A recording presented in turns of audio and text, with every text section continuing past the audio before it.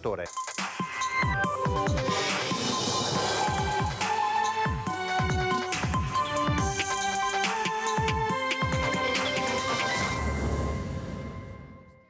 Una buona giornata, ben ritrovati, eccoci in diretta, prima edizione di Antenna 3 in questo 25 novembre, giornata internazionale contro la violenza sulle donne, ma anche la giornata in cui è rientrato in Italia Filippo Turetta, il 22enne accusato, reo confesso dell'omicidio di Giulia Cecchettin. È atterrato il Falcon 900 dell'Aeronautica Militare poco fa all'aeroporto Marco Polo di Tessera. Ecco le immagini dell'arrivo dell'aereo con a bordo il giovane italiano rimpatriato dalla Germania. Per tutti gli aggiornamenti, mentre vi mostreremo naturalmente più volte queste immagini nel corso della giornata, ci colleghiamo in diretta con la nostra Ilaria Marchiori che con Sandro Ponchio la vediamo, è proprio all'aeroporto di Tessera. Buongiorno Ilaria. Sì, buongiorno Lina, buongiorno ai nostri telespettatori. Siamo qui al varco dell'aeroporto Marco Polo di Tessera, da cui a breve dovrebbe uscire il mezzo con a bordo Filippo Turetta, che poi sarà portato nel carcere di Verona. Il volo su cui si trovava è atterrato prima del previsto, intorno alle 11:20, mentre si era detto in un primo momento che sarebbe atterrato verso mezzogiorno, ma è stato appunto atterrato in anticipo. L'inquadratura che state vedendo in questo momento dovrebbe essere proprio quella da cui a brevissimo uscirà il mezzo. Vedete che siamo tutti posizionati lì con le telecamere, chi in quel punto, chi in questo dove ci troviamo noi adesso. Dopo essere atterrato a Filippo Turetta è stato notificata l'ordinanza di custodia cautelare in carcere, ricordiamo verrà portato appunto a Verona e ricordiamo lui oggi conoscerà le accuse che gli vengono contestate dalla Procura di Venezia, ovvero l'omicidio di Giulia Cecchettin aggravato dalla relazione affettiva, il sequestro di persona. Con tutta probabilità incontrerà anche il suo legale Caruso, che affianca il legale che era stato assegnato a Turetta d'ufficio, Emanuele Compagno, perché aveva detto appunto di volerlo incontrare per capire che cosa avesse da dire e anche a questo punto per decidere ovviamente passo dopo passo quella che sarà la linea difensiva. Non era stato escluso dall'avvocato Compagno nei giorni scorsi che ci sarebbe stata anche una perizia psichiatrica, questo lo vedremo appunto nei prossimi giorni. Ricordiamo anche che l'interrogatorio potrebbe svolgersi tra lunedì e martedì, anche perché con l'arrivo in Italia e la consegna dell'ordinanza cautelare firmata dal giudice scatteranno proprio i 5 giorni nei quali fissare l'interrogatorio di garanzia.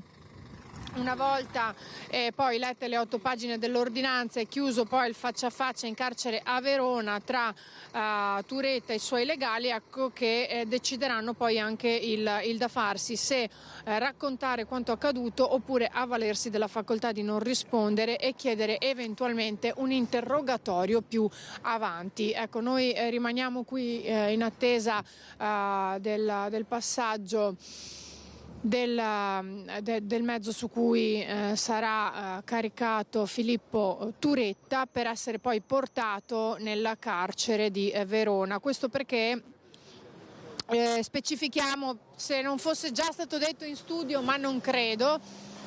Ecco, scusate perché continuano a passare anche vari mezzi. È stato scelto il carcere mentre inizialmente si era parlato del carcere di Santa Maria Maggiore a Venezia, è stato invece scelto il carcere di Verona perché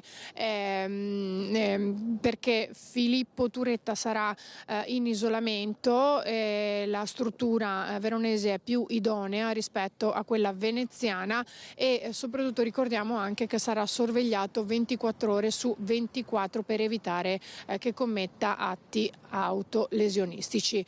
Ecco, questi sono tutti gli aggiornamenti che al momento abbiamo qui dall'aeroporto Marco Polo di Venezia.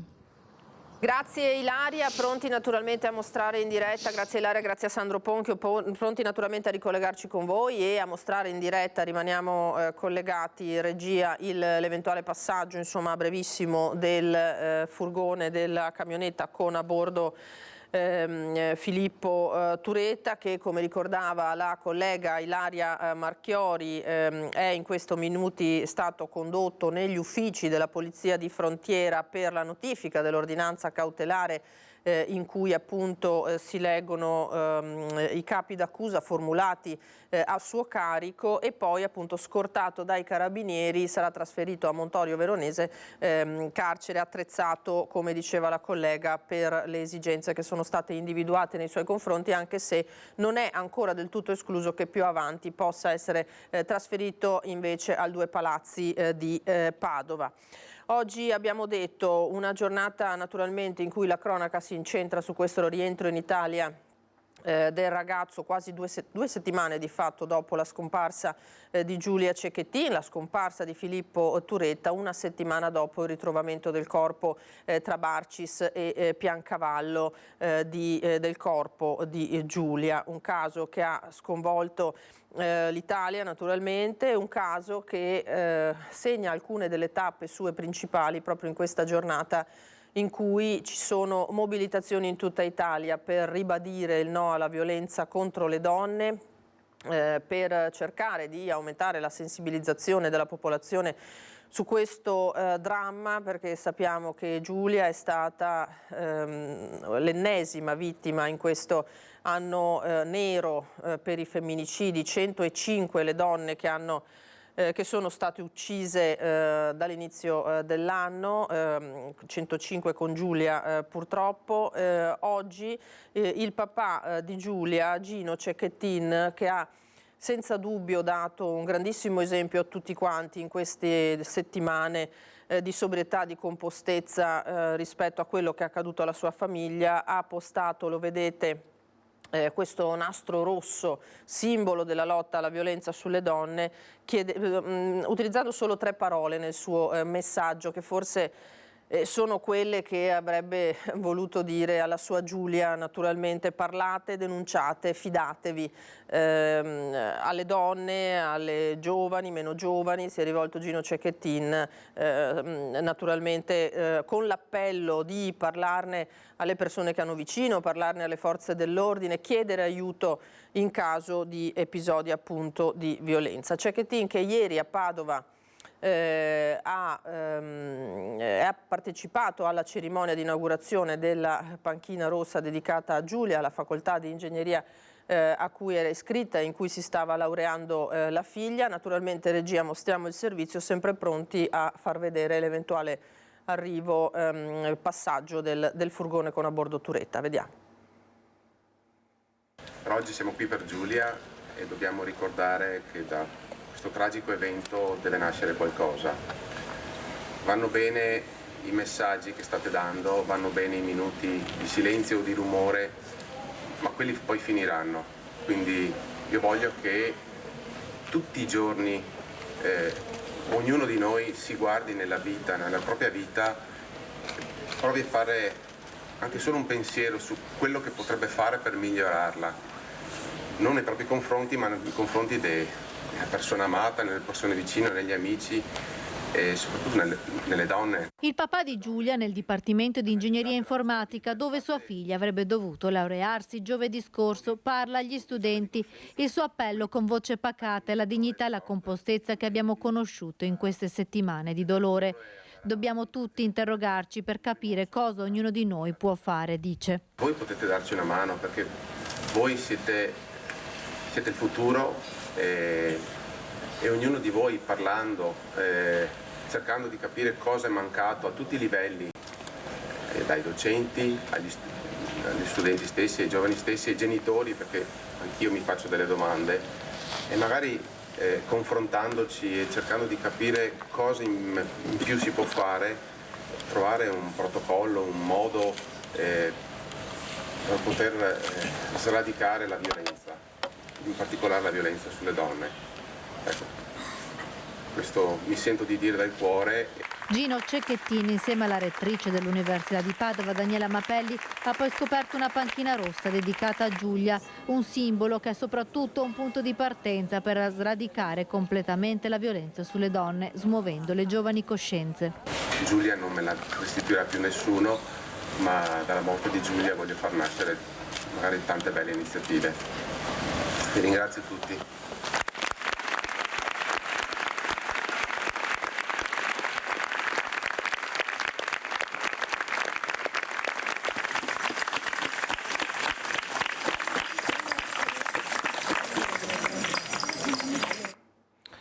Naturalmente la terribile fine di Giulia Cecchettin è ricordata, nominata in tutte le manifestazioni in Italia in questa giornata contro la violenza.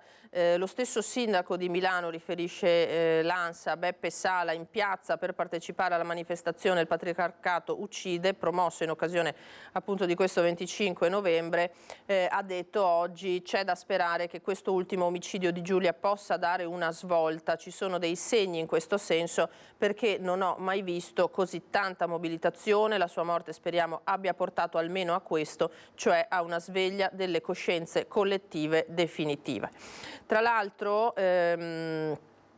proprio oggi il legale di Elena Cecchettin, che è la sorella di Giulia, il suo avvocato ha detto: Filippo, uomo senza empatia, aggravante per motivi abietti, l'ha uccisa per punirla. Quindi tra le aggravanti naturalmente che si cercherà di suggerire alla procura di contestare naturalmente di fronte a questo delitto, c'è anche appunto quella dei motivi abietti. Sappiamo che Elena, la sorella di Giulia, fin da subito, dal rinvenimento del corpo, aveva puntato il dito contro questa cultura, questo sottobosco purtroppo che conserva, custodisce questo retaggio, secondo lei, appunto di patriarcato, di cultura maschilista dominante.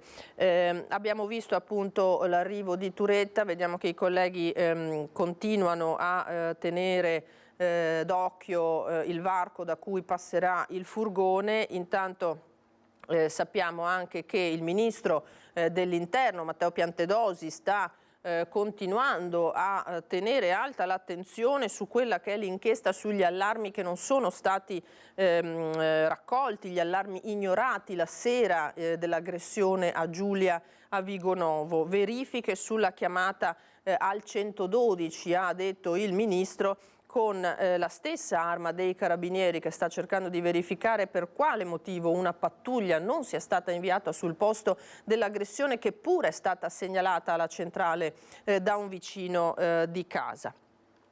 Allora, abbiamo detto tante le manifestazioni, tante le mobilitazioni, tante ve ne proporremo nei servizi e nei collegamenti che abbiamo dal territorio. Andiamo a vedere ieri gli studenti dell'Istituto Vendramin Cornera a Venezia, che hanno partecipato a un flash mob per dire no a ogni forma di violenza di genere e rendere omaggio a Giulia Cecchettin.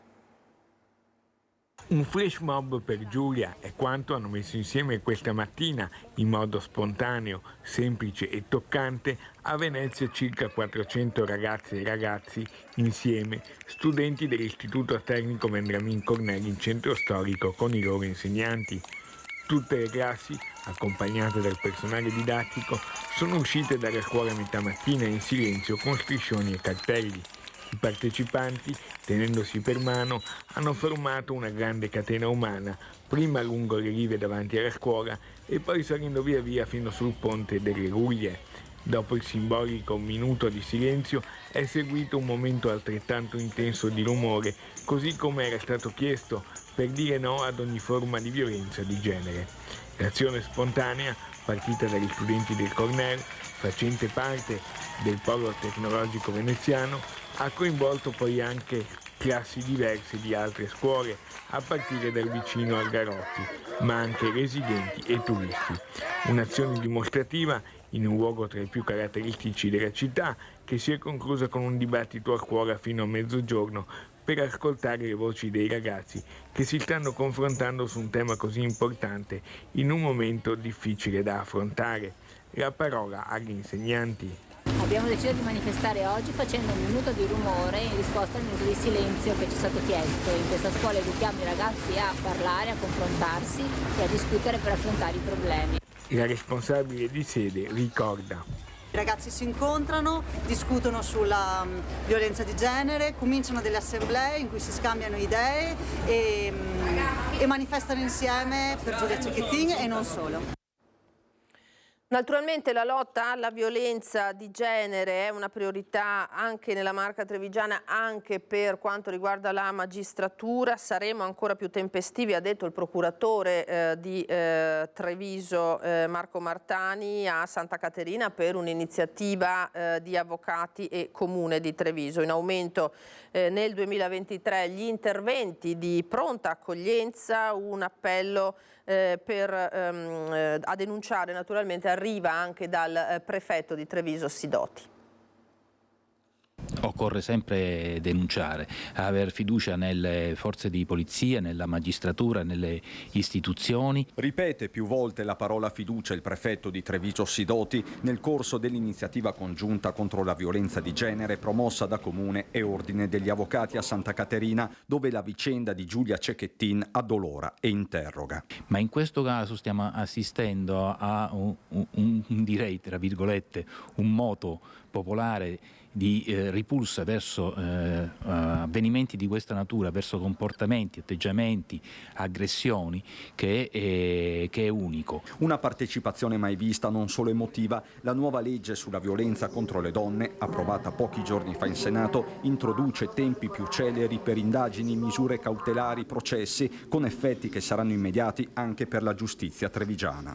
Questi tempi sono 30 giorni per quanto riguarda il tempo che ha il pubblico ministero per chiedere la misura cautelare e 20 giorni il tempo che si può prendere il GIP per rispondere alla richiesta di misura cautelare del pubblico ministero. Non solo, nell'ordinamento, spiega sempre Martani, viene introdotta la flagranza differita, tutt'altro che un dettaglio. La possibilità per la polizia giudiziaria di fare l'arresto fuori dalla flagranza entro 48 ore. Maggiore tempestività di intervento significa però maggiori sforzi in tempi di risorse limitate, ma su questo il procuratore traccia una linea netta. Queste qui sono delle priorità, riusciamo a trattarla, ecco. Insomma, il problema è far fronte a reati minori, ecco quello. La legislazione c'è, è presente, ma non è esaustiva. Occorre infatti che siano poste in essere azioni di prevenzione, investire sulla cultura del rispetto. Repressione e cultura contro quella che resta una piaga, lo dicono i numeri solo della pronta accoglienza a Treviso. 27 le donne accolte nel 2022 con 25 minori, 32 nei primi 10 mesi del 2023, 32 anche i minori. Questo, diciamo, da una parte ci conforta, perché allora vuol dire che stiamo realmente aiutando le donne a uscire dalle situazioni di violenza, e dall'altro sicuramente ci chiama in campo tutti a mettere più risorse all'interno di questa progettualità. Torniamo sul rientro in Italia di Filippo Turetta. Abbiamo detto l'aereo, il Falcon 900, è atterrato verso le 11:30 all'aeroporto di Tessera, e adesso vedete l'immagine del nostro Sandro Ponchio puntata sul varco da cui dovrebbe uscire il mezzo della polizia penitenziaria scortato dai carabinieri, che dovrebbe condurre Turetta nel carcere veronese di Montorio, dove è stato deciso di rinchiuderlo in attesa dell'interrogatorio, ma come dicevamo potrebbe anche venire trasferito al Due Palazzi più avanti. L'ANSA riporta le prime impressioni sul ragazzo, il 22enne, tuta e scarpe da ginnastica, giubbotto blu e barba incolta, silenzioso, rassegnato e dimesso, completamente disinteressato a quello che gli stava accadendo intorno. Nessun riferimento a quanto accaduto. Così dice l'agenzia, è apparso Filippo Turetta sul Falcon, che lo ha portato a Venezia, scortato dagli uomini del servizio SCIP che hanno curato il trasporto del giovane, che, lo ricordiamo, era rinchiuso in carcere ad Halle, non lontano da Lipsia, località in cui è stata intercettata la sua punto nera tra sabato e domenica scorsi, con le luci spente lungo la corsia di emergenza dell'autostrada mentre in qualche maniera rientrava verso il sud della Germania. Questo mentre continuiamo a vedere le immagini, abbiamo detto, del rientro di Turetta. Tra l'altro approfitto perché noi abbiamo citato Verona, carcere tra l'altro che detiene purtroppo un brutto primato in questo ultimo periodo, perché ci sono stati in 3 mesi 3 detenuti che si sono tolti la vita proprio nello stesso istituto in cui verrà recluso Filippo Turetta. Ha dovuto registrare 3 suicidi quest'anno la casa circondariale di Montorio, scelta come luogo di custodia, nonostante sia dotata di strutture protette per evitare gesti estremi da parte dei detenuti. Il primo, il 13 di agosto, da parte di un uomo di 44 anni. Gli ultimi 2 episodi sono invece più recenti e si sono verificati a distanza di 10 giorni l'uno dall'altro. Il 10 novembre un uomo si è impiccato in cella venendo soccorso da alcuni agenti di polizia penitenziaria e sanitari. Il giorno dopo all'ospedale purtroppo è morto, e l'ultimo suicidio è recentissimo, il 20 di novembre, quando si è tolto la vita un ragazzo di 25 anni italiano di adozione. Verona, di cui si parla in queste ore non solo per il carcere ma anche per una notizia che è stata battuta dalle agenzie in mattinata, perché proprio a Verona il 18 maggio prossimo arriverà Papa Francesco.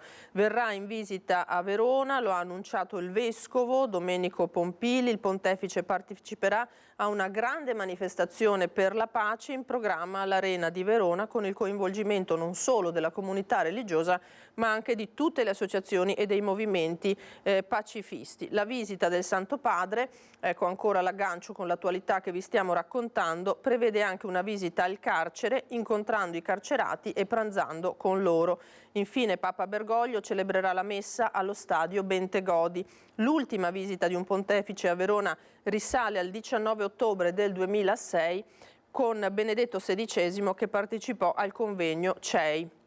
Data non casuale il 18 di maggio in cui naturalmente i cristiani celebrano l'ascensione. Allora, ancora nulla vedo dal famoso varco che stiamo monitorando, vediamo un'auto della polizia all'accesso. Grazie come sempre ai colleghi che davvero stanno facendo un grande lavoro per fornirci queste immagini e tutti gli aggiornamenti. Noi andiamo avanti perché ci sono richieste in aumento per quanto riguarda la violenza anche nella Marca trevigiana, anche nel capoluogo Treviso. Lo ha confermato ai nostri microfoni il comandante della polizia locale Andrea Gallo. Ci sono però anche molto più personale sia nelle forze dell'ordine che nelle polizie locali formato. Lo stesso comandante lo chiama il suo pool codice rosso, mobilitate appunto tutte le forze dell'ordine.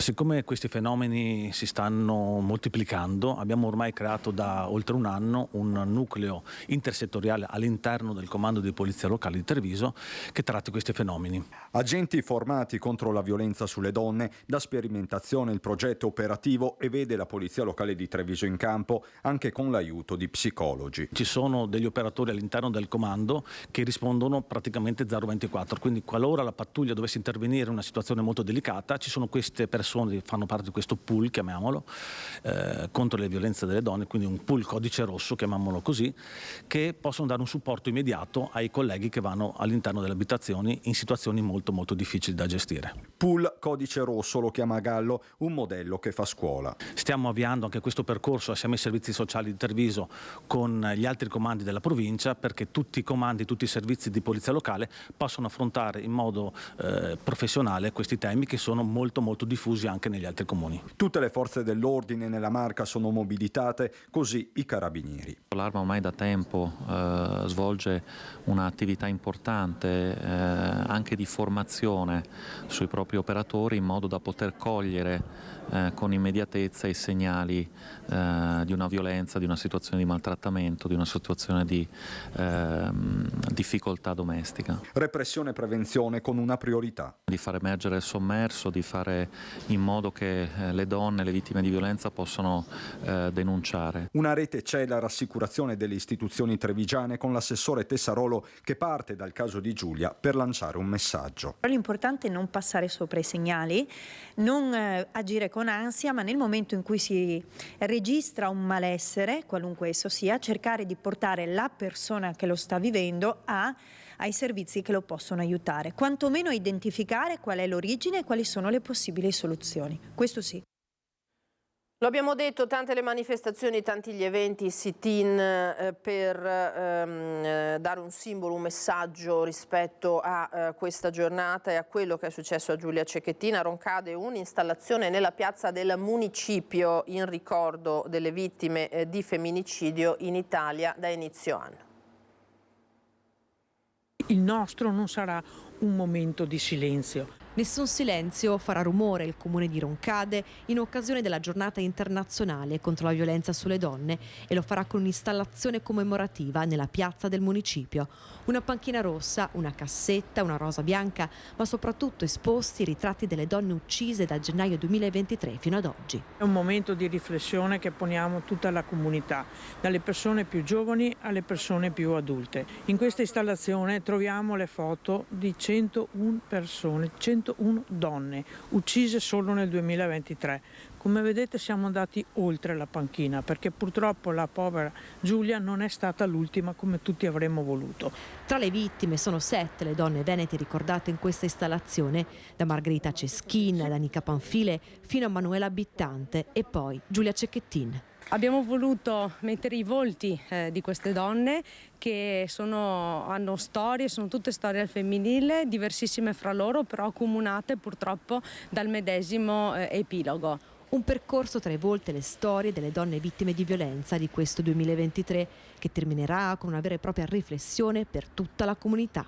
Al termine del percorso ciascuno potrà lasciare un proprio pensiero e al termine di queste settimane in cui l'installazione rimarrà qui in piazza del municipio abbiamo deciso che raccoglieremo i pensieri dei cittadini che vorranno condividere con noi ciò che sentono dentro e proporremo un percorso durante un incontro pubblico con degli esperti per partire da quello che è il sentire della cittadinanza e arrivare poi alle concrete azioni che possiamo mettere in campo come comunità locale. A Istrana invece, sempre nella Marca trevigiana, riprova che anche i centri più piccoli, non solo i capoluoghi, hanno ricordato, lo avete visto, e ricordano questa giornata. C'è stato un flash mob dei commercianti in ricordo di Giulia Cecchettin. Un abbraccio in piazza per sbriciolare la violenza, con un posto anche per Giulia. C'è chi era completamente vestito di arancione, come la sindaca Maria Grazia Gasparini, chi indossava una sciarpa o semplicemente un fiocchetto, del colore individuato dall'ONU per la sua campagna contro la violenza sulle donne. Anche il mondo del commercio del distretto di Istrana ha voluto scendere in piazza unendosi in un simbolico abbraccio, innanzitutto in ricordo di Giulia Cecchettin, a cui è stata dedicata la panchina rossa, simbolo della battaglia. L'obiettivo degli esercenti è sensibilizzare i consumatori sulla violenza di genere e diffondere nei negozi il numero 1522 stampato sul sacchetto di carta con cui viene venduta la pagnotta a braccio, ideata dal gruppo Panificatori e in vendita per tutta la settimana in 27 panifici della provincia di Treviso. Da mettere nelle tavole e far parlare le famiglie perché purtroppo la violenza è quotidiana come il pane. Per conto di tutta la ULSS un grazie immenso per queste iniziative che servono a finanziare i centri antiviolenza del territorio dell'ULSS 2. E allora tutti insieme abbracciati per sbriciolare la violenza. Questo è il messaggio arrivato da Istrana, adesso sulla home page del Corriere della Sera che naturalmente riporta la notizia in continuo aggiornamento, come stiamo facendo noi, dell'atterraggio in Italia dell'aereo con a bordo Filippo Turetta, che appunto sarà trasferito in carcere a Verona. Si approfondiscono tutti quelli che sono i temi legati a un'eventuale premeditazione, una possibile premeditazione del delitto, i 2 coltelli, lo scotch comprato 48 ore prima. Sappiamo che la procura è al lavoro per contestare anche la premeditazione al giovane di Torreglia. Ma poi da Roma, giornata contro la violenza sulle donne, manifestazione nella capitale. Sappiamo che potrebbe essere presente anche Elena Cecchettin, la sorella di Giulia, con il Presidente della Repubblica, che in occasione di queste giornate ha detto no alle indignazioni a intermittenza, perché questa è un po' la paura di tutti, no? Che questa ondata di sdegno poi non porti davvero a dei risultati, a dei frutti concreti per aumentare la sensibilizzazione, la severità, l'attenzione delle stesse donne a rivolgersi a chi può dare una mano in situazioni di potenziale pericolo, che le donne stesse magari non si rendono conto di stare vivendo, come è accaduto purtroppo alla giovanissima Giulia Cecchettin. Allora, stiamo vedendo appunto le immagini di Tessera, lo vedete, evidentemente si stanno prolungando le operazioni di notifica dell'ordinanza di custodia a Filippo Turetta, affiancato, lo sappiamo, dall'avvocato Caruso, dall'avvocato Compagno, che tante volte abbiamo visto in questi giorni e sentito ai nostri microfoni con l'aereo atterrato poco fa. Allora, continuiamo con quelle che sono le tante manifestazioni, i progetti che si stanno mettendo in campo su questo fronte e proprio guardando al futuro, guardando in avanti, da Belluno il Comune ha avviato un percorso perché questa consapevolezza duri nel tempo e, come detto, dia dei risultati concreti. Un messaggio per il 25 novembre, giornata internazionale contro la violenza sulle donne. Un messaggio perché seguano altri 364 giorni vissuti con la medesima attenzione. 4P appunto sono prevenzione, perseguimento, protezione e politiche integrate. Io credo che se questi 4 concetti fondamentali vengono applicati dalle istituzioni, da chi ha possibilità di fare, quindi i vari soggetti, forze dell'ordine, ma anche sanitari, eccetera, possiamo fare qualcosa per le donne. Dalla collaborazione tra amministrazione comunale e Sor Optimist nasce un percorso che sarà fatto di incontri, spot, informazione diffusa, raccolti in progetti quali Read Science e Emozioniamoci. Abbiamo deciso di portare oltre rispetto a quello che abbiamo già fatto assieme al Sor Optimist questa iniziativa. Noi il Comune lo farà da cassa di risonanza.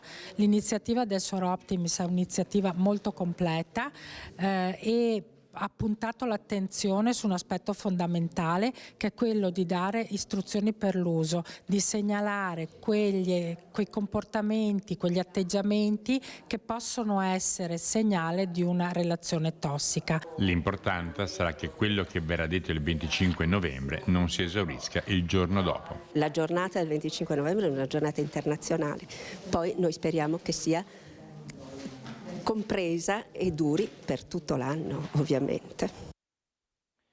E questo è davvero l'auspicio. Allora noi ci fermiamo per qualche istante di pubblicità, torneremo tra poco con tutti gli aggiornamenti e naturalmente con nuove immagini da Tessera.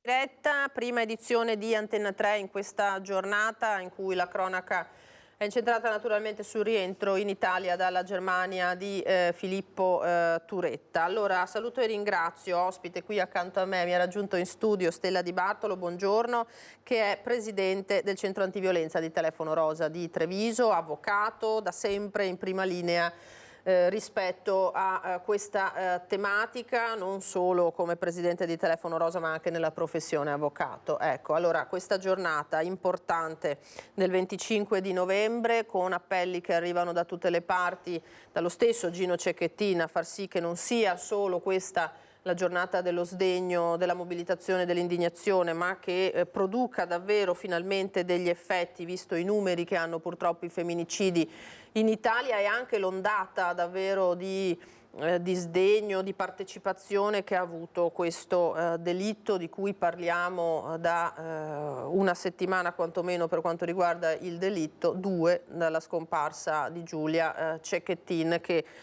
lo ricordiamo 2 settimane fa come oggi si stava preparando per una serata che doveva essere come tutte le altre. Avvocato.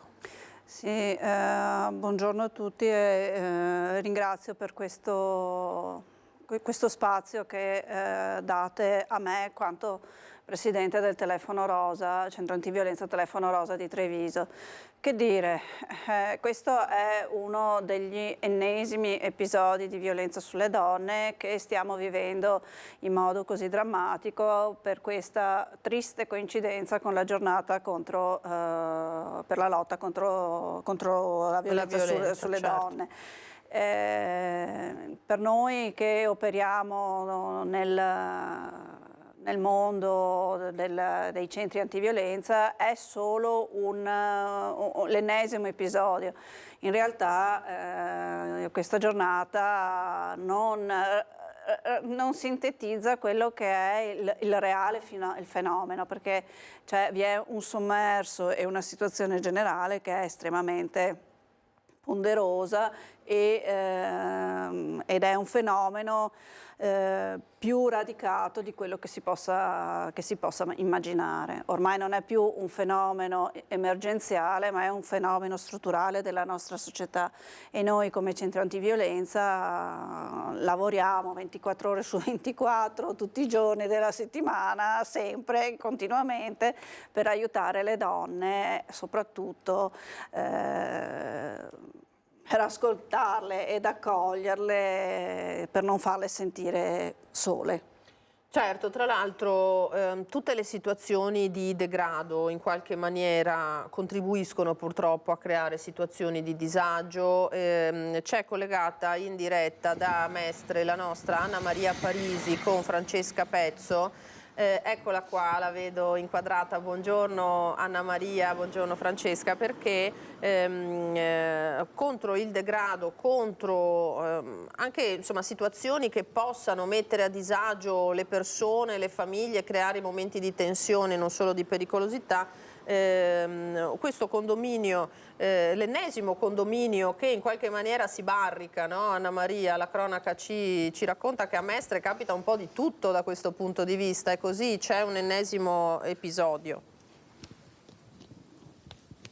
Sì, buongiorno Lina e buongiorno alle nostre telespettatrici e telespettatori. Sì, in effetti diciamo che di necessità si fa virtù, come si suol dire, e quindi per l'ennesima volta qui a Mestre i residenti hanno deciso di tutelarsi a modo loro. Come? Lo dicono i cartelli. Attention, barbed wire, danger, pericolo, filo spinato, sorveglianza armata. Ed ecco che i residenti di questo condominio al Civico 31 di via Gozzi hanno deciso contro spaccio e degrado di posizionare questo filo spinato tutto attorno al cancello e così anche sull'altro cancello di cinta per evitare che la notte come il giorno oltre questo cancello arrivino sbandati di tutti i generi per occupare quelli che sono i garage sotterranei con tanta sporcizia, con siringhe abbandonate, deiezioni e insomma il resto ve lo lasciamo immaginare. Ecco quindi che i residenti hanno deciso di tutelarsi a modo loro. Qui in via Gozzi non è l'unico filo spinato presente, sempre a tutela dei garage che vengono costantemente occupati a sentire i residenti, ma ce n'è un altro che lo anticipa in via Gozzi numero 4.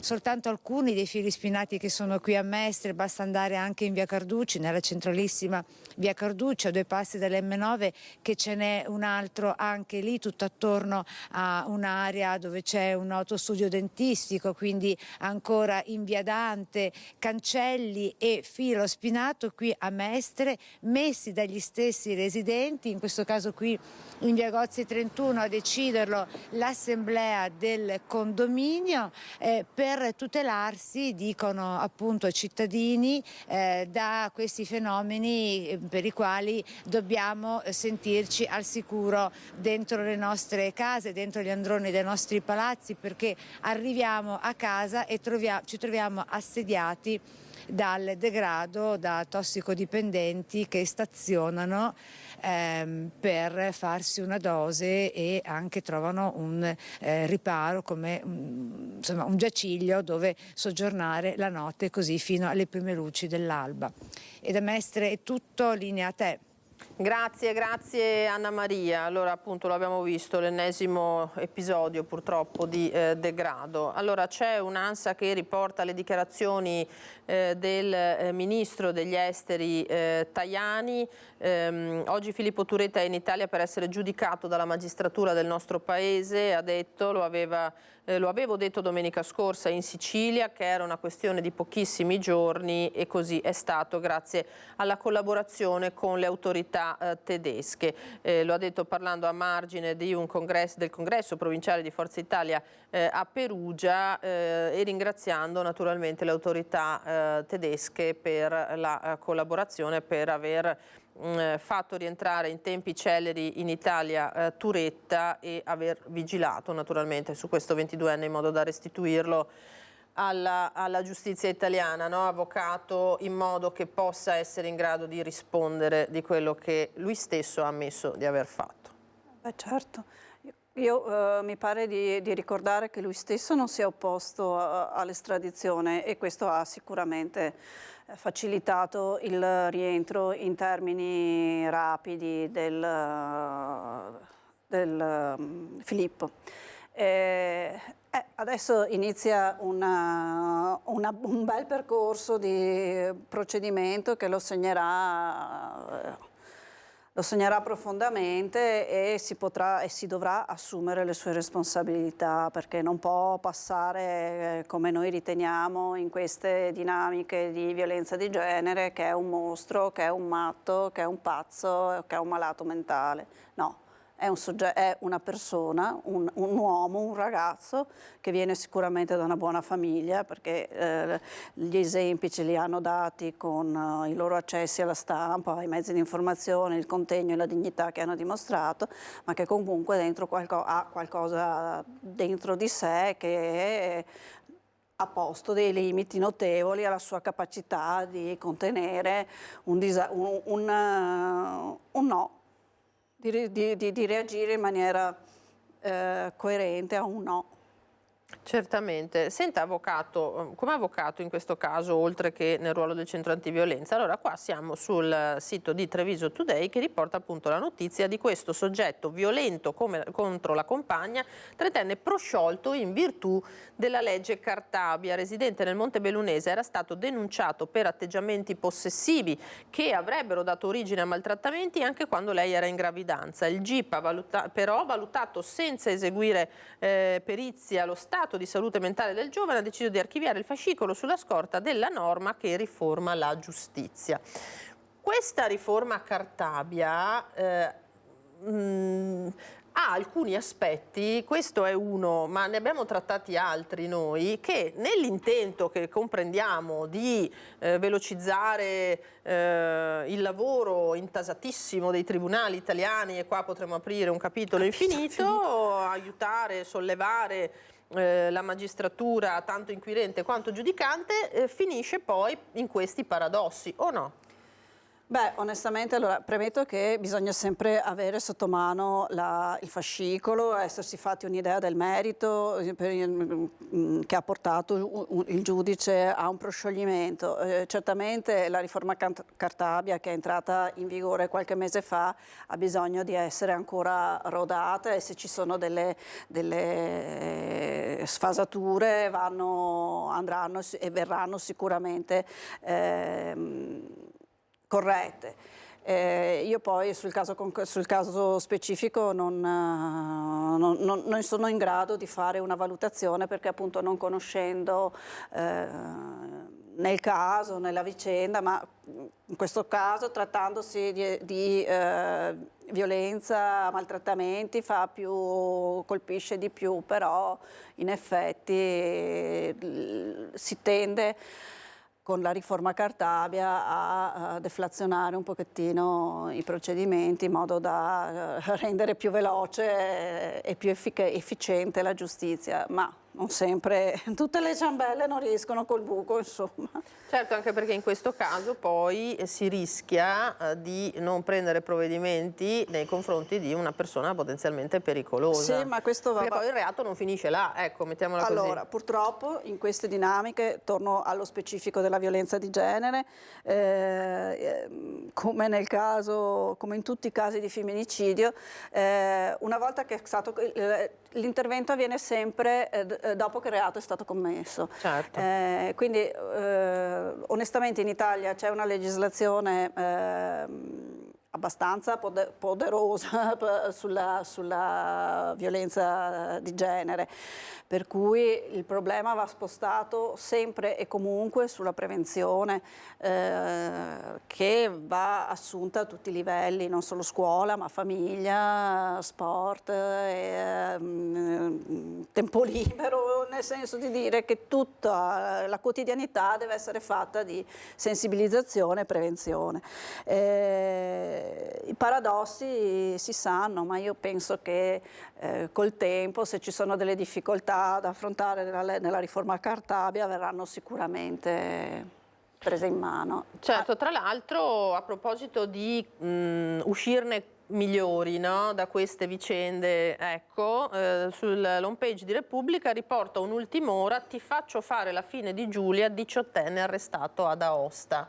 A proposito di non averci capito assolutamente nulla rispetto a quello che è successo e soprattutto quello che sconvolge, perché poi il caso di Giulia Cecchettin, c'è stata una dinamica particolare, sì, purtroppo, no?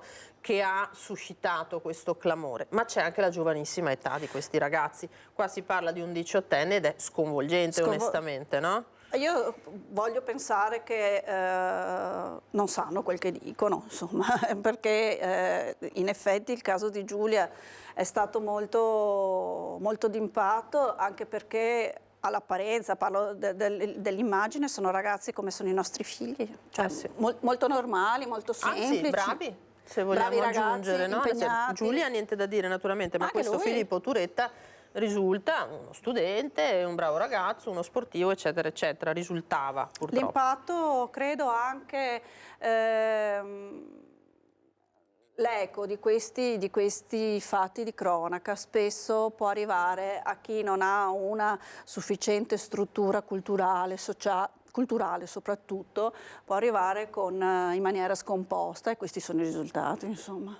Ecco, allora vedo inquadrato il nostro Federico Fusetti da Torreglia, che è il comune dell'omicida reo confesso Filippo Turetta, comune che non è rimasto sicuramente a guardare in queste settimane. C'è stata una grande partecipazione emotiva e non solo perché la famiglia naturalmente è del posto, ma anche naturalmente la partecipazione al dolore della famiglia di Giulia Cecchettin è stata totale, e ancora ci sarà un gesto, anzi un evento estremamente simbolico nelle prossime ore. Giusto Federico? Buongiorno. Buongiorno Lina, buongiorno ai telespettatori. Sì, dici bene, ci sarà una fiaccolata questa sera qui a partire dalle 19 a Torreglia.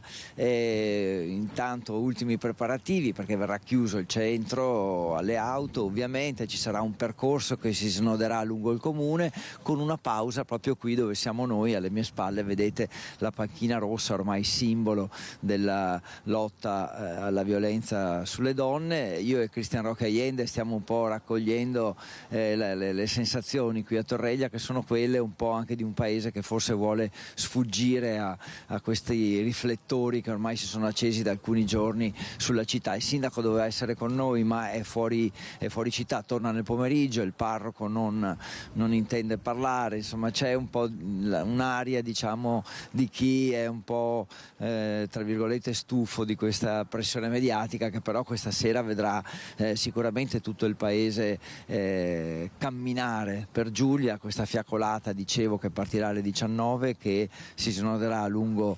il comune, non passerà davanti all'abitazione di Filippo Turetta e dei suoi genitori, e quindi verrà evitato quel passaggio, diciamo così, e poi la pausa qui, la sosta qui davanti alla panchina. Insomma, qui da un lato si vuole tornare alla serenità tipica di questo paese vicino ai Colli Euganei, proprio ai piedi dei Colli Euganei, dall'altra insomma sarà importante il momento di questa sera, prevista la presenza di numerosi sindaci.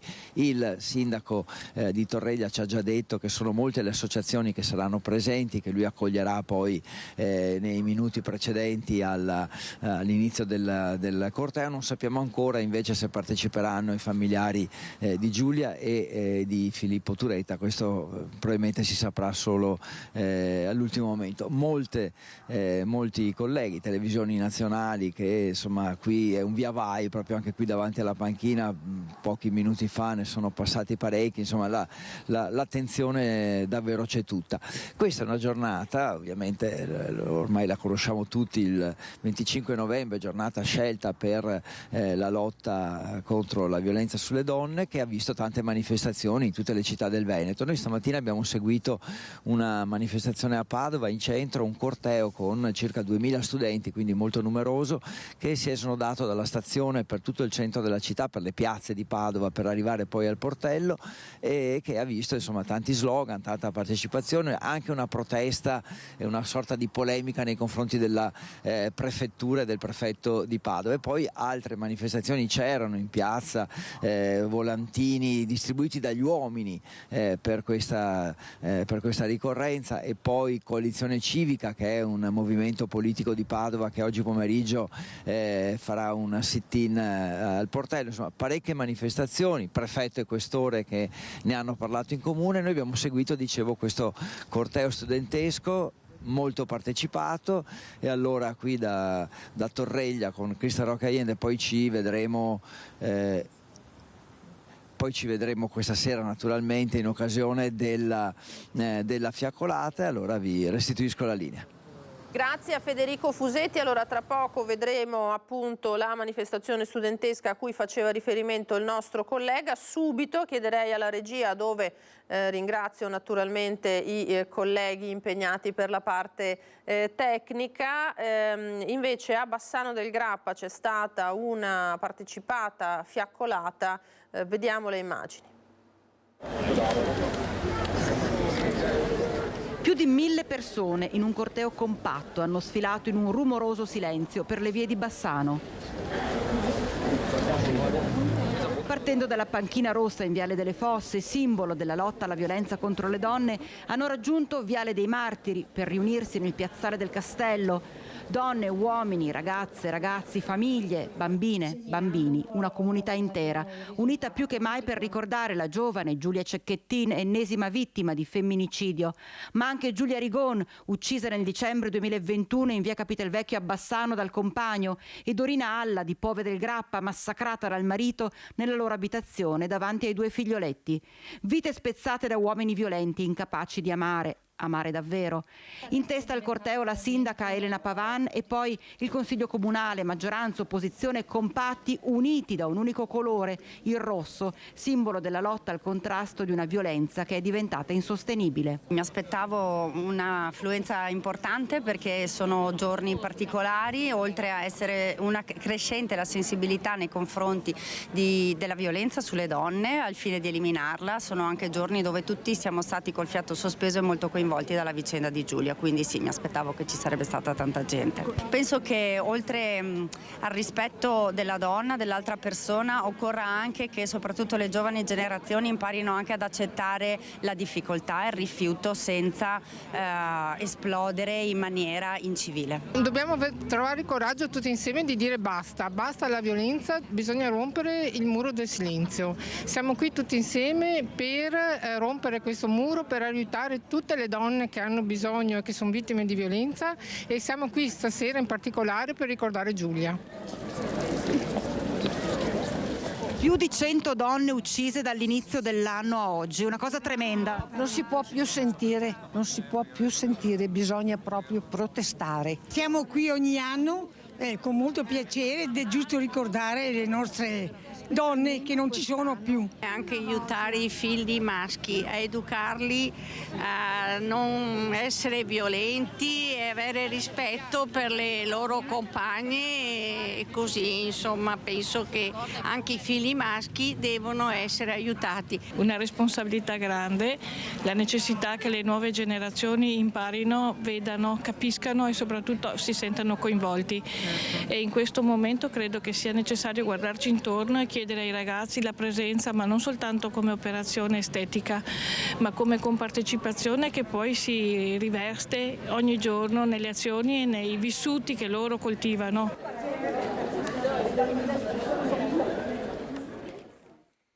Avvocato, abbiamo visto magari come novità, diciamo, di questa vicenda che ha coinvolto Giulia Cecchettin, una grande mobilitazione dei ragazzi, fra poco vedremo proprio la manifestazione studentesca che ci annunciava Federico Fusetti, ma anche di tante persone mature. L'altro giorno c'era l'appello molto bello di una signora di 100 anni addirittura, no? Che non c'è età per questa cosa. Mentre una volta un pochino ci si rassegnava, no? Non c'è età, lo abbiamo visto negli atti purtroppo di Filippo Turetta e nei gesti che ha compiuto, e non c'è età neanche per protestare e per ribellarsi. No, questo è un movimento molto, molto utile, che colpisce molto, e spero che sia l'onda lunga continui ad andare.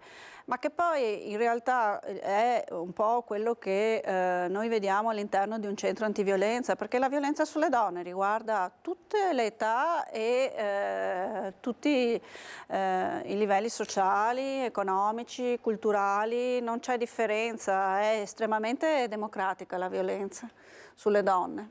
Esatto, purtroppo è Sì, davvero così. cinicamente. Allora, chiederei alla regia di mostrarci proprio la manifestazione studentesca che ci ha anticipato Federico Fusetti.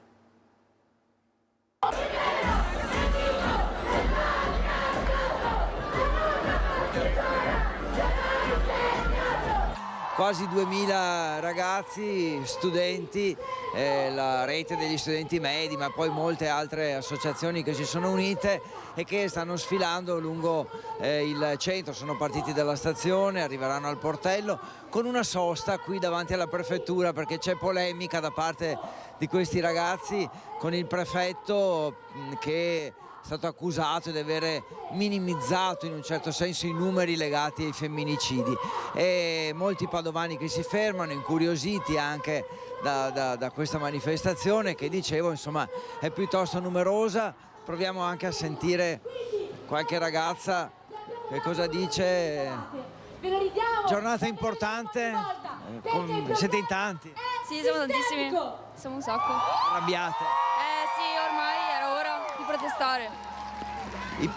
Un messaggio anche ai padovani. Un messaggio ai padovani anche da questa manifestazione. Siamo il grido dell'ansia più feroce di tutte quelle donne che più non hanno voce. Siamo il grido altissimo e feroce. Cosa volete dire ai padovani? Cosa volete dire ai padovani? Siamo il grido. Noi donne abbiamo una voce, dobbiamo essere ascoltate. Ecco, avete sentito, e poi da capire effettivamente anche come evolverà la giornata, perché ci sono altre manifestazioni, c'è coalizione civica con un presidio al portello, ci sono i pensionati della CGIL che lo fanno invece nelle piazze, poi tanti negozi e tanti esercenti che a Padova hanno deciso di esporre qualcosa di rosso fuori dalle vetrine. Insomma, una giornata con tantissime iniziative. Tra l'altro oggi il nostro Federico Fusetti ci citava anche gli impegni del sindaco di Torreglia in questa giornata, e il sindaco di Vigonovo, Luca Martello, ha partecipato, e chiederei alla regia di mostrare l'immagine nel PC, stamani a Grottaferrata, siamo dunque a Roma, all'inaugurazione della prima casa di semi-autonomia dei Castelli Romani per donne vittime di violenza, intitolata proprio a Giulia Cecchettin. Vediamo se riesco a farvi vedere anche, eccola qua, la targa che intitola questa struttura a Giulia. L'amministrazione comunale di Grottaferrata ha scelto di intitolare la struttura, dopo una verifica con la famiglia di Giulia, tramite la città metropolitana di Roma Capitale, e ha invitato all'inaugurazione il primo cittadino di Vigonovo, paese, lo sappiamo, lo abbiamo nominato tante volte, ormai lo conoscono purtroppo in tutta Italia, Vigonovo, di residenza dei Cecchettin. La cerimonia, vediamo se riesco a far vedere quest'ultima immagine, eccola qua, erano presenti, lì vedete il sindaco appunto Martello, il sindaco di Roma, lo vedete, Roberto Gualtieri, la presidente dell'associazione Ponte Donna Carla Centioni, che si occuperà della gestione di questa casa, e il sindaco di Grottaferrata Mirko De Bernato insieme al vescovo, insomma, che hanno avuto questa sensibilità di intitolare a Giulia questa struttura, anche se immaginiamo i tempi siano stati ristretti, ma davvero questa mobilitazione su tutto il territorio nazionale, il nome di Giulia che lo si legge ovunque, il viso, il volto di Giulia, il sorriso di Giulia che li si vede dappertutto, servono anche questi a lanciare un messaggio importante anche di, come dire, di presidio, no, avvocato? Assolutamente sì. Tutto quello che può servire per smuovere le coscienze e per cominciare a far cambiare comportamento e atteggiamento al maschio maltrattante. Parlo di maschio maltrattante perché ricordiamoci che c'è anche il maschio positivo che noi sosteniamo, e piace anche portarlo come esempio. Uno su tutti è il padre di Giulia, che è stato, come si commentava testè, un esempio di una linearità, correttezza, di una grandezza veramente che non ha commenti, insomma, che non si può definire la delicatezza di quest'uomo, anche in un momento in cui la rabbia poteva trascendere. Volevo inserire un piccolo dato. Anche noi a Treviso abbiamo una casa che è stata data in comodato dal Rotary e dalla Fondazione Mauro Cordato, che noi utilizziamo per accogliere donne che hanno già fatto il percorso di uscita dalla violenza, per diciamo una rampa di lancio per la loro autonomia, ed è da aprile che ce l'abbiamo, è già occupata e ciclicamente le donne si danno il cambio, e questa è una speranza perché ci dà a noi il senso che comunque dalla violenza si può uscire. Certamente. Allora, regia, io direi di andare in pubblicità, poi tenteremo di ricollegarci magari con Ilaria Marchiori da Tessera per capire se qualcosa si sta muovendo, se c'è qualche aggiornamento sul trasferimento di Turetta dall'aeroporto, dove è arrivato verso le 11:30, al carcere di Montorio. Vediamo che al varco, dove sono pronti naturalmente colleghi giornalisti e operatori, tutto è ancora fermo. Noi proviamo ad andare in pubblicità e poi, aspetta che vedo una sbarra, sono abbastanza cieca devo dire da questa postazione rispetto, ecco, no, c'era una sbarra che si alzava, no, è stata un'impressione. Allora andiamo in pubblicità e poi torniamo in diretta.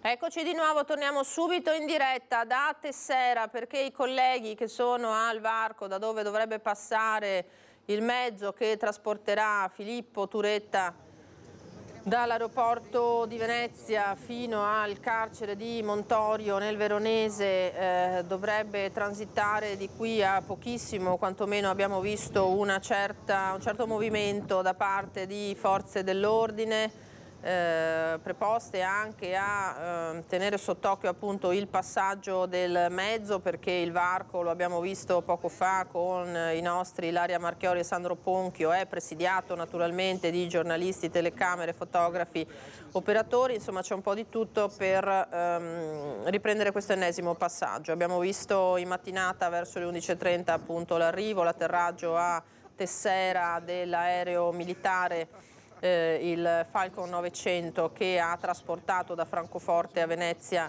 il 22enne di Torreglia, tenuto in custodia per quasi una settimana dalla polizia tedesca e estradato in Italia con suo stesso consenso, così che sono stati velocizzati anche i tempi di rientro di questo soggetto. Eccoli qua, vediamo i carabinieri che si avvicinano al varco. Sappiamo appunto che saranno i carabinieri a scortare il furgone, si preparano a questo loro compito. C'è una volante della polizia, ma naturalmente lo vedete, passano davanti alla telecamera anche altri mezzi. Vediamo chi sta uscendo adesso da quel varco.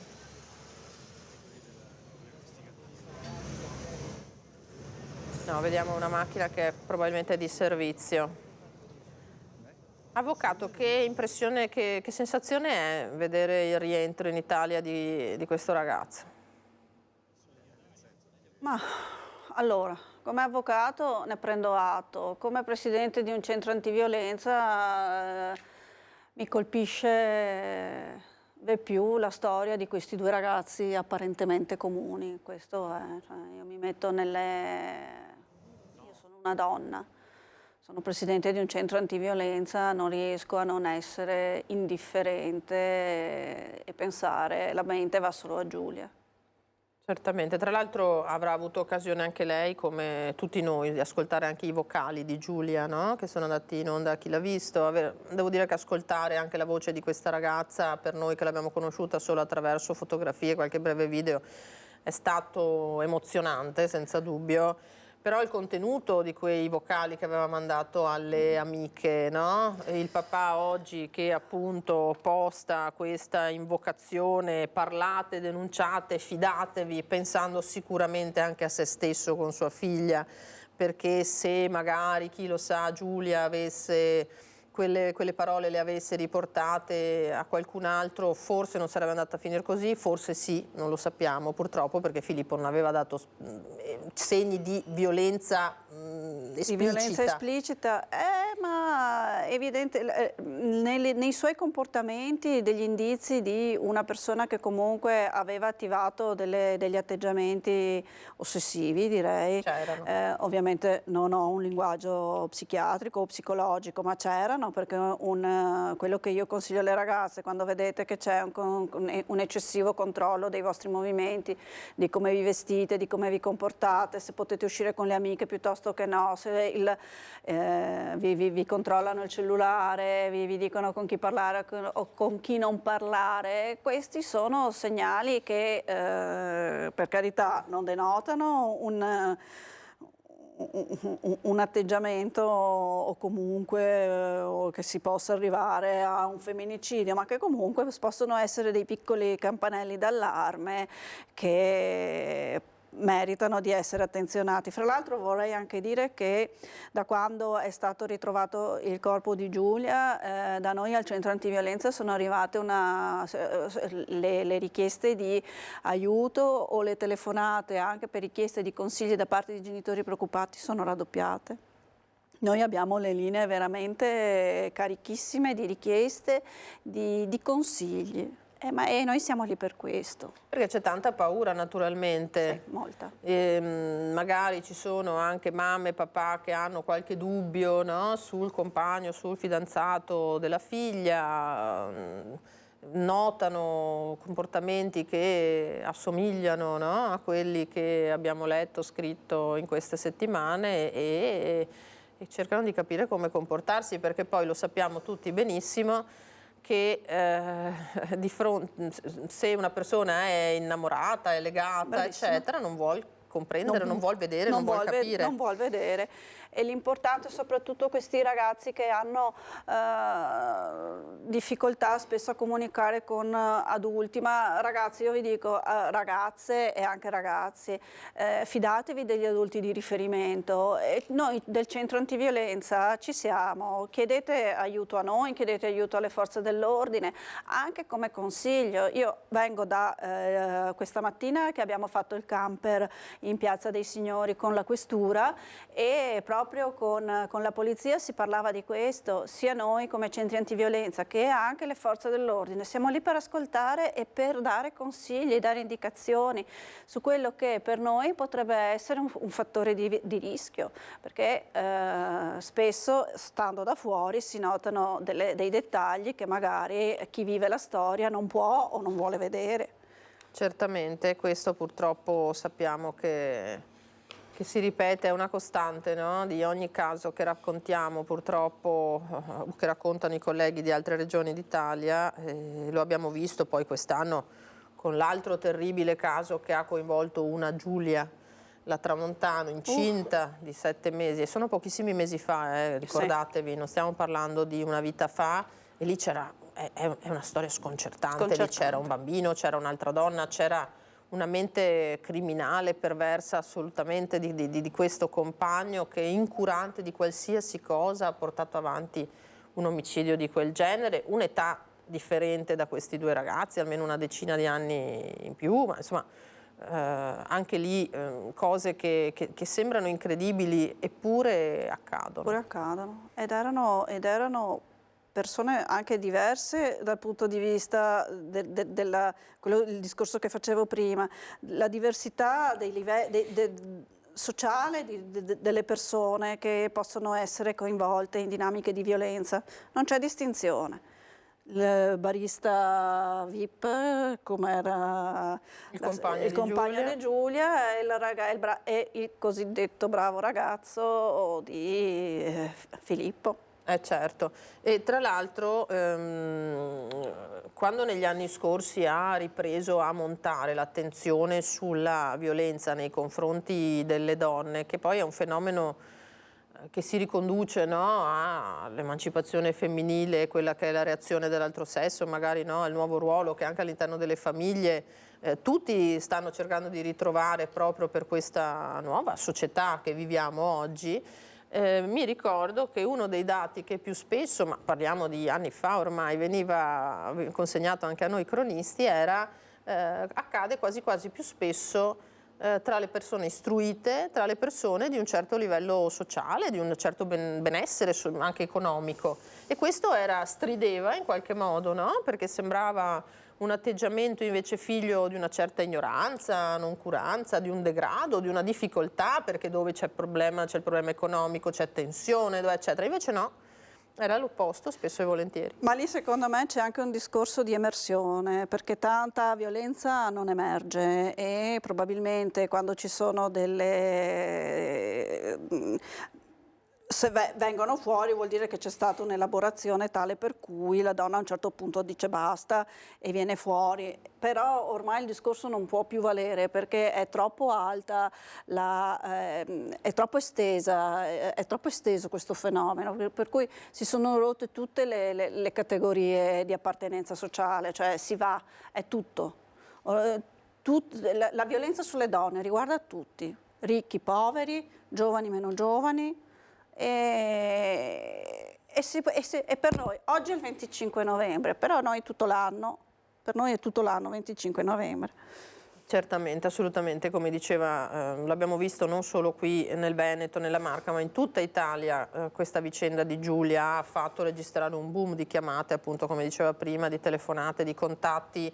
Ricordiamo il numero, il 1522, ma poi abbiamo visto anche a livello di strutture sanitarie, personale della sanità, una mobilitazione, braccialetti, spillette. Sappiamo che ci sono migliaia di accessi, ci sono stati dal 2017 a oggi, ci ha dato il dato proprio l'ULSS 2, ma questo apparterà sicuramente a tutte le realtà delle aziende sanitarie del nostro territorio, un crescente accesso nei pronto soccorso proprio di persone vittime di violenza, che bisogna essere anche in grado, ma naturalmente i sanitari su questo hanno anche una formazione specifica, di intercettare e di riuscire a far parlare, insomma, e trattenere anche se c'è necessità in quel momento, perché poi diventano anche dei presidi di sicurezza da questo punto di vista, no?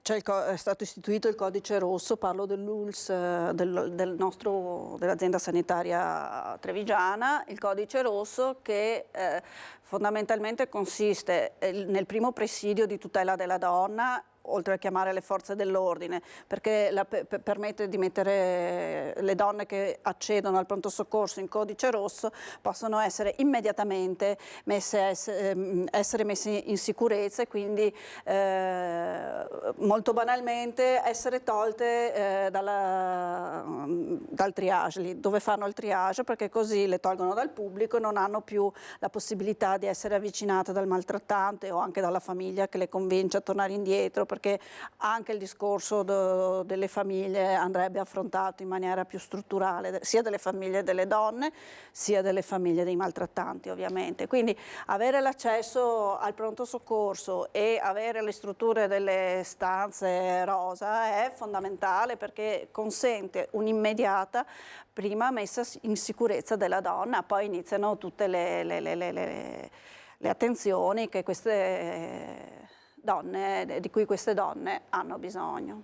Ecco, tra l'altro, nell'attesa di vedere quando uscirà questo mezzo, diamo anche altri aggiornamenti di cronaca in questa giornata, perché nel Veronese, a Isola Rizza, c'è stato l'ennesimo morto in strada, purtroppo. Un ragazzo di appena 26 anni di origini ucraine è morto dopo essere uscito di strada con l'automobile la scorsa notte. Nell'incidente sono rimasti gravemente feriti 2 familiari dello stesso giovane, un 21enne e un 60enne, che viaggiavano insieme alla vittima. L'auto con la famiglia ucraina a bordo si è schiantata contro un piccolo ponte che scavalca un canale per collegare l'ingresso di un'abitazione privata. Il 26enne è morto all'istante, mentre i 2 feriti sono stati soccorsi dai sanitari del SUEM 118 e trasportati in codice rosso a Verona all'ospedale di Borgo Trento. Le immagini che vedete da Tessera sono quelle, vediamo, di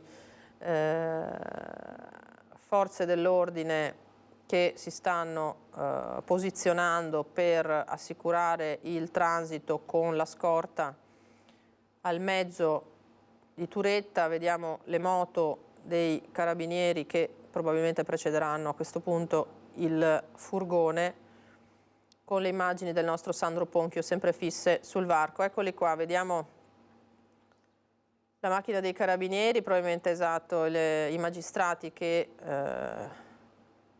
le autorità giudiziarie che ha incontrato probabilmente oggi Turetta. E poi ecco il corteo che si muove con le auto dei carabinieri, che sfila davanti al varco dell'aeroporto di Tessera.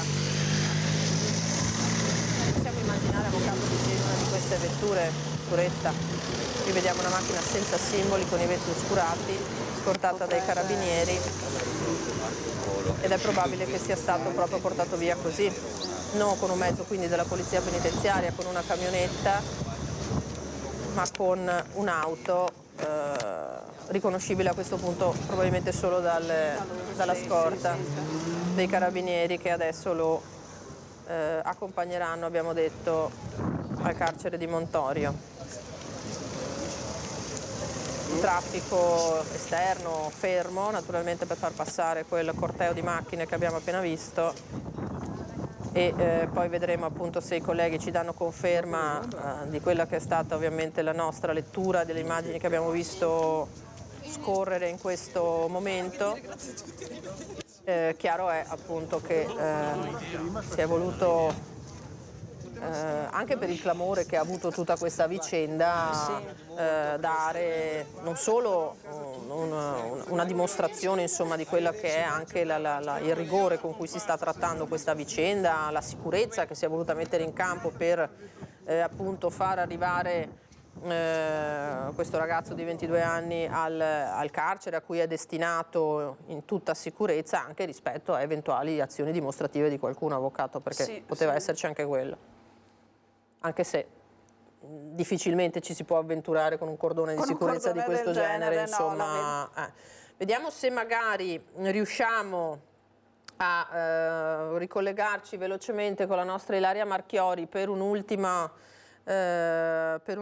commento su questa mattinata di attesa di fatto all'aeroporto Marco Polo di Tessera. Lo ricordiamo, se abbiamo possibilità magari rivediamo anche le immagini dell'arrivo dell'aereo di Turetta da Francoforte, arrivato su volo militare, volo di Stato di fatto, dalla Germania per un rimpatrio più rapido e anche più sicuro, possiamo immaginare.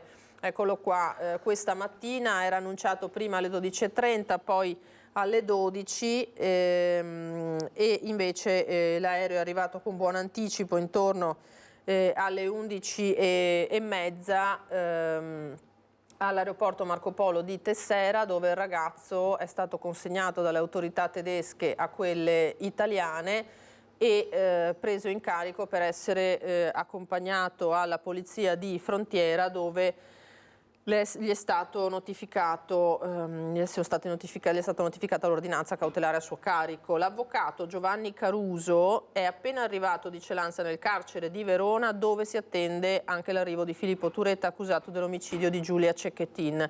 Rispondendo ai giornalisti, il legale ha spiegato che non ha ancora avuto modo di parlare con il giovane. A chi gli ha fatto presente che Turetta è apparso rassegnato durante la consegna alle autorità italiane, Caruso ha risposto: sono valutazioni premature, sarà soltanto lui come legale a incontrare oggi Turetta appena arriverà. Lo abbiamo visto partire pochi istanti fa, vedo la nostra Ilaria Marchiori che si sta preparando, si sta predisponendo proprio dal luogo in cui è sfilato, Ilaria, questo cordone di sicurezza con all'interno, diciamo nel mezzo, la macchina probabilmente che accompagnava Turetta a Montorio. Sì, esatto, è proprio così. Lina, avete visto davanti ovviamente i mezzi dei carabinieri, l'auto centrale, quella più scura, era quella con all'interno Filippo Turetta, che ora sarà scortato nel carcere di Verona. Ovviamente da quando poi è atterrato con il volo proveniente dalla Germania a questo momento è trascorso del tempo, perché sono dovute, c'erano tutte delle operazioni burocratiche da effettuare, nonché comunicare anche l'ordinanza di custodia cautelare in carcere, per cui i tempi ovviamente si sono prolungati. Circa in un'ora, poco più, dovrebbe arrivare nel carcere di Verona. Turetta aveva una tuta di colore scuro, un giubbotto di colore scuro e la barba incolta, come tra l'altro si era detto appunto anche nei giorni precedenti, anche la scorsa settimana, quando ancora si sperava in una fine diversa di questa vicenda, e lo zio aveva dato l'appello proprio ai nostri microfoni: guardate che potreste trovarlo proprio con la barba incolta. Evidentemente è così è rimasto. Ora lui, una volta a Verona, incontrerà anche il suo legale, a meno che non ci sia già stato un precedente incontro qui, ma tutte le informazioni più precise ve le daremo nel corso della giornata, anche perché stiamo attendendo di sentire che cosa avrà da dire, se dirà qualcosa il legale. l'avvocato Caruso che affianca l'avvocato che era stato assegnato a Filippo Turetta, l'avvocato d'ufficio Emanuele Compagno. Dopodiché capiremo anche che cosa accadrà, se decideranno di parlare, di raccontare la loro verità in accordo appunto con i legali, oppure se eventualmente anche posticipare l'interrogatorio, ma questo appunto lo sapremo mano a mano. Per ora quello che è accaduto qui all'aeroporto Marco Polo di Venezia ve l'abbiamo documentato. Se non ci sono domande, io qui da Tessera restituisco la linea allo studio. Grazie Ilaria, grazie davvero tanto di questi collegamenti, dell'attesa, del lavoro, lo sforzo di oggi e di tutti questi giorni. Grazie anche a Sandro Ponchio naturalmente. Allora, noi siamo in chiusura, avvocato, grazie infinite per questa sua presenza, per aver rimarcato l'importanza di questa giornata che è stata caratterizzata fatalità da questo fatto di cronaca che abbiamo appena raccontato. Stella Di Bartolo, avvocato e presidente del Centro Antiviolenza di Treviso, buon lavoro, perché ce n'è purtroppo tanto, no, da fare. Grazie ancora. Molto. Grazie. Io ringrazio i colleghi che sono in regia, appuntamento come sempre ai telegiornali di questa sera. Adesso ci sono le previsioni del tempo e dopo ricordatevi il cinema che vi proponiamo, il film Ivanhoe con Robert Taylor ed Elizabeth Taylor, molti altri attori in questo film d'avventura. Grazie a tutti e un buon pomeriggio.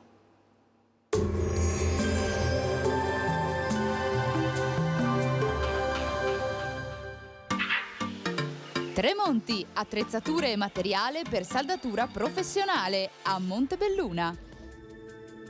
Bentrovati al meteo.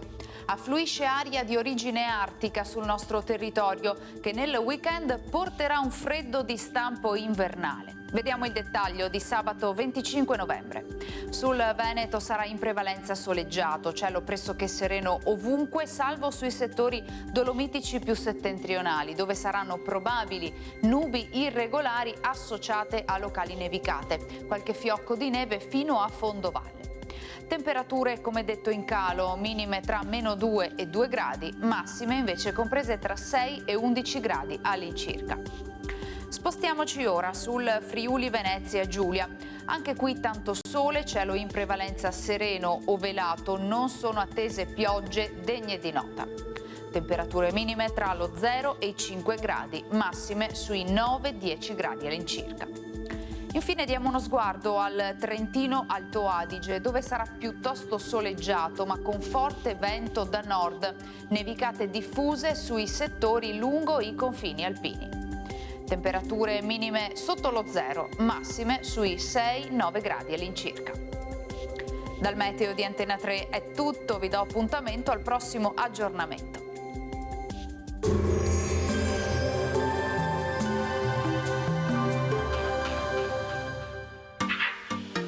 Tremonti, attrezzature e materiale per saldatura professionale a Montebelluna.